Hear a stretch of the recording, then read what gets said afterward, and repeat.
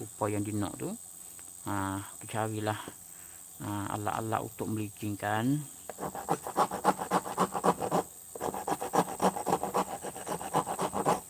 Sudah melicingkan, insya-Allah lah.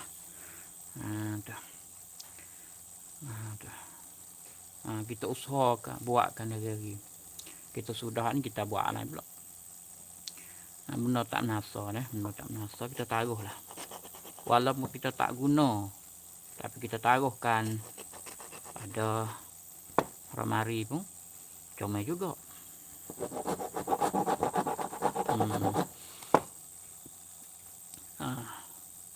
Tetapi kalaulah perbuatan ini jadi setuju masuk dalam mata orang yang minatkan, boleh jual lah. Kalau tak masuk mata orang minat, tak ada apa, kita taruh.